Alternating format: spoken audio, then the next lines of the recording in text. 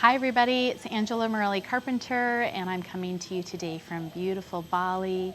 I'm here on a journey for a couple of weeks, experiencing as much as I can about the Balinese culture and enjoying the incredible spiritual opportunities that they have here on Bali. My heart really called me here in a big way. And I want to tell you today about an experience that I had with a Balinese shaman. This was someone who is a traditional shaman.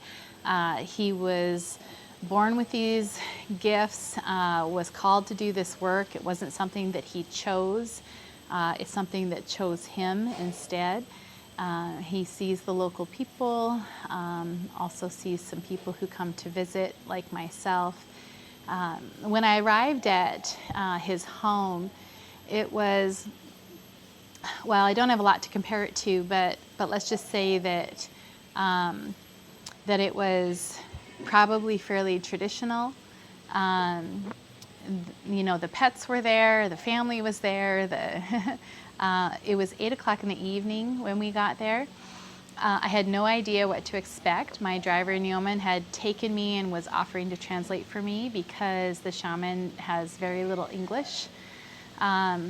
We sat for a while at first, well, the whole time actually, but we sat on a bamboo mat on his porch on some little cushions.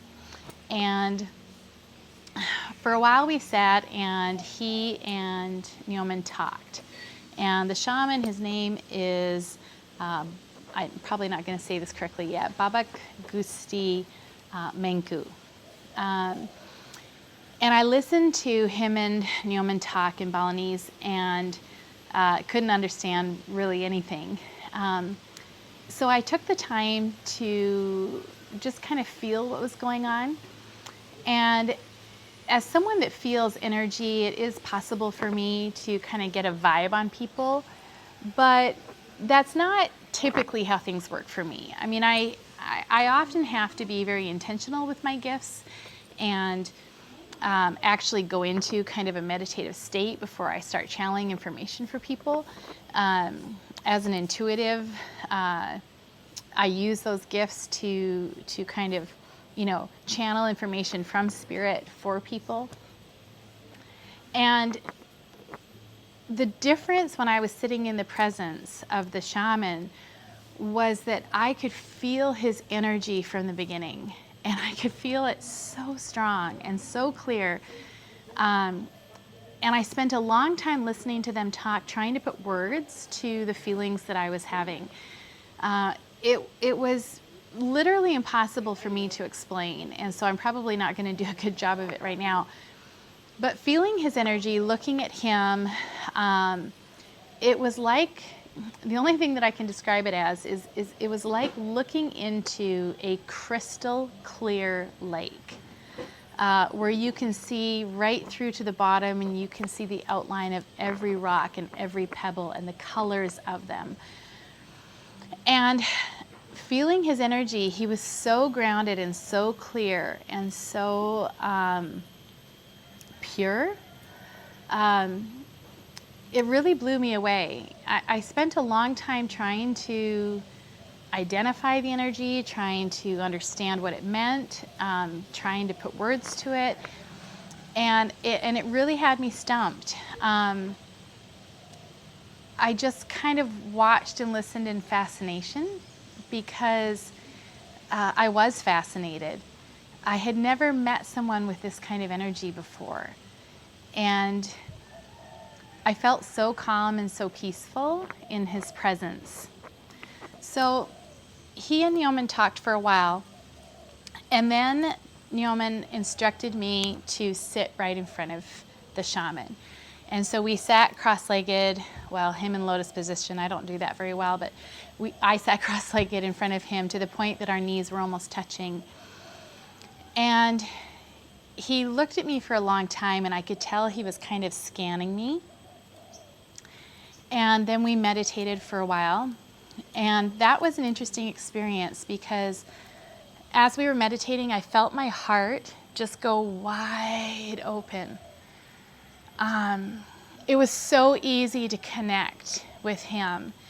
And in that feeling, all I wanted for that moment was for him to be the absolute most amazing, wonderful light that he could be, and for me to also be the brightest, purest form of myself.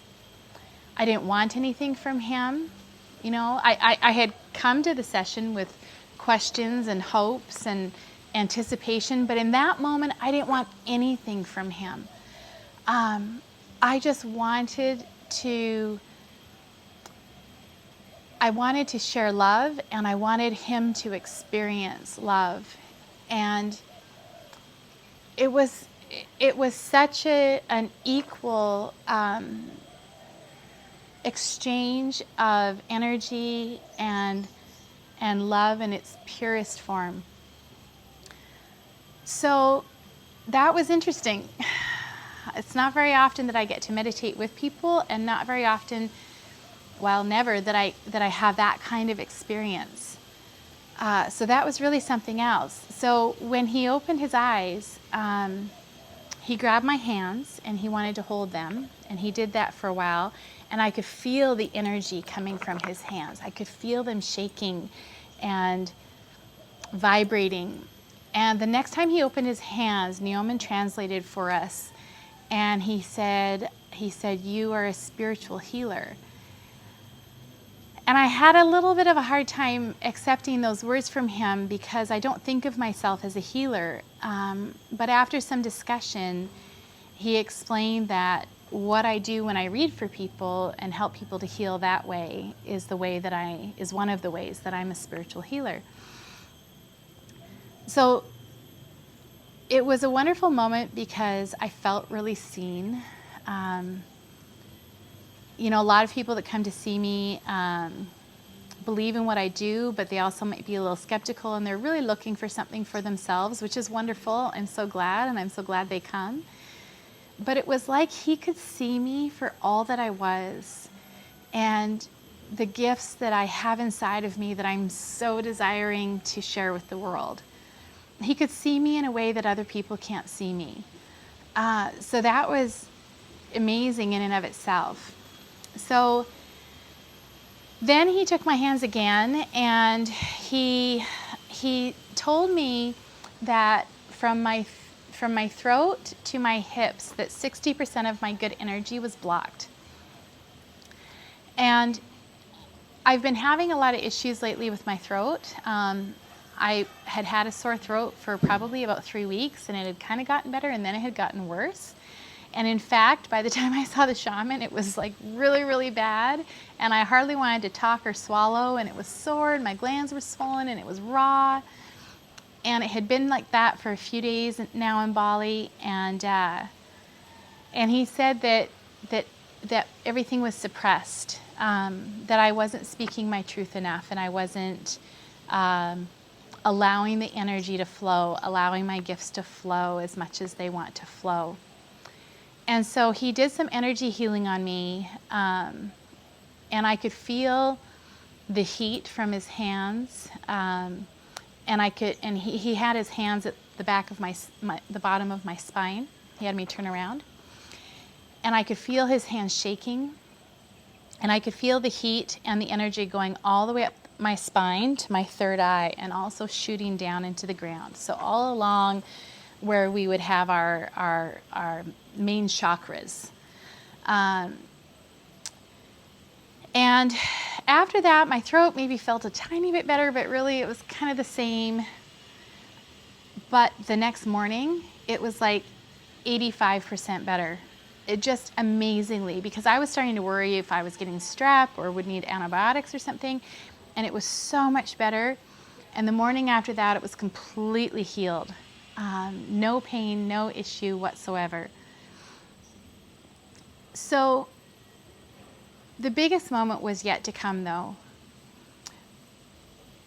Baba Gusti Mengu told me, he said, "Many people come to see me, but none of them like you." And he told me that none of them feel like family. I didn't know what to make of this. I didn't know what it meant, and I was kind of taken aback by it because I knew that we had a strong connection, and I knew that when our hearts connected, it was really intense and amazing and something I had never experienced before either. Well, I guess it was unique for him too. And he said that I was the first one to have that kind of connection. And he then told me that I was a devotee of Kali. I didn't know who Kali was. And in particular, Maha Kali. So Maha Kali is a deity of the Hindu goddesses. She is a goddess. She represents many things, which I'll explain in a moment, but I didn't know what to make of this because I'm not Hindu, and nor have I ever entertained the Hindu religion. So after some discussion, I started to learn that I can think of Maha Kali as kind of like an angel. You know, if we were to think of the archangels, which is something I'm more familiar with and more familiar in working with, that the deities of the Hindu religion are probably equivalent to angels in, you know, a more Christian-based frame of reference. And the truth is that I don't really associate it with any religion anymore in my life. There's so many different ways of finding oneness, of finding God, of finding the divine. And I'm really a student of love and of the universe and of the divine. So I'm open. You know, I'm open to all different kinds of guidance and awareness and forms of spirituality. But as I learned more about Maha Kali, I discovered that she is equally terrifying and loving, equally feisty and compassionate. She desires to take negative energy in life and transform it into good, to use negative experiences to create wonderful experiences. Because how would you know what good is and what good energy is unless you have experienced negative? But one of the things that I found really interesting about this deity is that she's a bit of a warrior. You know, she's known to yield weapons. She's known to fight for what she thinks is right and to fight for good. And she's known as the most loving and the most compassionate of all Hindu goddesses.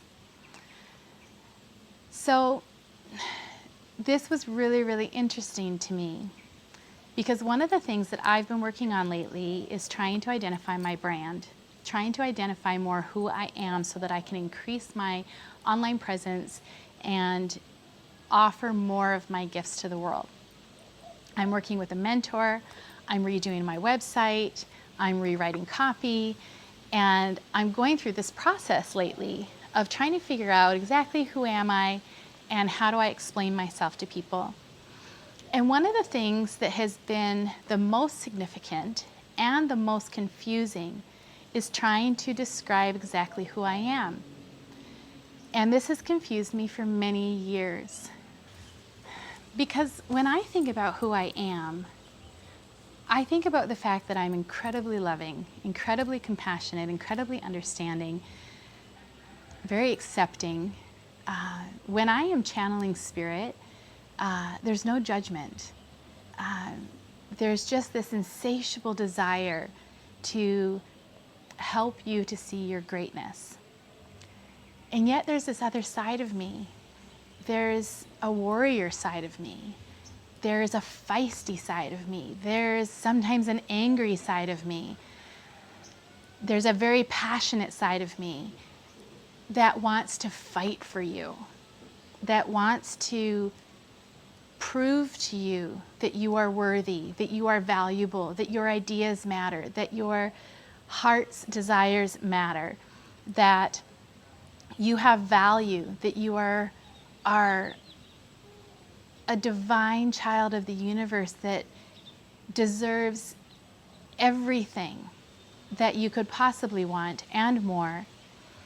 I want to show you your worth and your value in the eyes of the divine, which is the way that I see you.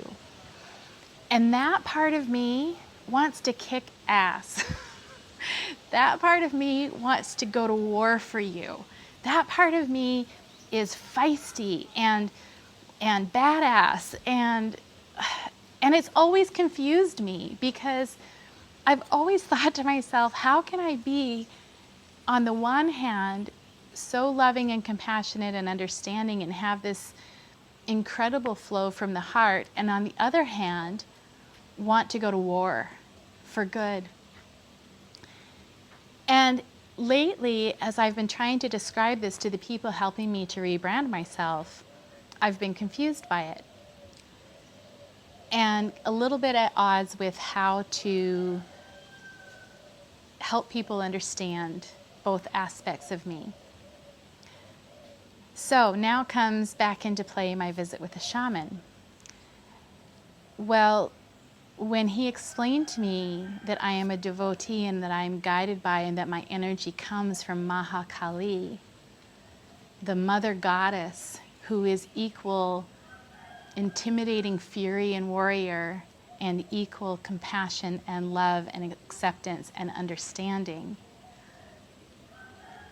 the more I read about her afterward and watched videos and learned about her and meditated about her, the more I started to realize, oh my gosh, that's exactly how I feel. That's exactly the energy I channel. That's exactly who I am. Her energy fuels me. And now it makes complete sense. And the gift for me that has come from this visit with the shaman was that I finally felt validated and like I understood why I have these two strong polar aspects. It finally made sense to me that if I have energy like Maha Kali, then that's why I feel this way. That's why I'm equal warrior, goddess, fighter, lover. It's why I want to push people through their fear, past their fear, into their greatness. It's why when someone tells me, I don't think I can do that, I just want to rise up in fury and love and passion and show them, yes, you can, and I will help you get there. So, on another note, equally important, the shaman is also guided by Maha Kali. And he said that he has never met anyone else who was also guided by her. Ironically, earlier that day, Nyoman had taken me to a temple, and it was way up in the mountains. He felt guided to take me there. He had actually had a different route planned and then took me there instead without telling me. And when we were there, I had the strangest feelings. I loved it there so much. I could have stayed there all day. I just wanted to go into meditation and never come out. And I wanted to cry while I was there. I wanted to cry my eyes out, and I kept having to hold it back because I felt kind of silly, like, why am I so weepy here? Why do I want to cry here so much? Well, I was talking about this with the shaman and Nyoman after all of this had occurred. And I was saying, you know, I've never thought of Hinduism as having anything to do with me. But here I had this crazy reaction at this temple. And the shaman said to me, he said, that temple is a Maha Kali temple. He said it is her home on Bali. That is why you felt the way that you did. And when he said that, I just melted. And I just thought, okay, I couldn't have planned all this. This is just too much. It was so overwhelming to realize that something in me knew when I was there that I was connecting with an energy that was so divine and so close to my heart and so part of me. So crazy, right? Another interesting note was that the shaman told me, he said, you don't have to be Hindu to be connecting with Maha Kali, and you don't have to be Hindu to continue to work with her energy. You just might do it in a Hindu way. And I love that because I don't like associating myself with any one particular thing, because I believe that there are many paths to the divine. And in the same way that if I were to learn about, a new archangel that I hadn't heard about before, and because I'm so familiar with the archangels, I also want to be open to deities and other, God and goddesses that are the forms of the divine, because the divine expresses itself in so many ways. It expresses itself in me, and it expresses itself in you, and it expresses itself in the plants and the trees and the animals and every other thing on earth. So I think it's really valuable for us to remain open to all of the different ways that the divine wants to come through to us. And for me, this one blew my mind. It was an amazing visit. It's taken me a couple of days to process and kind of soak in the enormity of it. But in the end, what it's done for me is it's made me feel so much more calm and comfortable with who I am. Because like I said, in the last few weeks when I've been trying to explain this to people as I'm trying to redo my branding, it's a hard thing to explain. It's a hard thing to explain that I want to love you into greatness and I will go to war for you if I need to. It's not, I think, how people usually are. And part of me felt strange about it and weird about it. And I think, to be honest, I've always tried to hide that part of me, that warrior part of me. Like somehow, come on, Angela, you're this spiritual woo-woo person, why aren't you just, floating around calm like a Buddhist monk? That's not me. And I definitely have a feisty side. So having this knowledge now makes me feel like I can own that more, and I can let it out more, and I can share it more. And I'm so excited to do that with everyone. I'm so excited to work with the people who come to me and to bring through guidance and clarity and information and help them on their path, but also to fight for them and to show them that they're worth fighting for. So anyway, that's my story of my meeting with the shaman, who I can't wait to see again. I'm going to see him again before I leave. I have his number. He gave it to me so I can communicate with him from the States, which is so beautiful. And I'm so excited to get to understand Maha Kali more and more and more, so that I can channel her energy and bring about enormous change for good in people's lives. So thanks for listening. It's special to me and I appreciate it. Okay, all my love.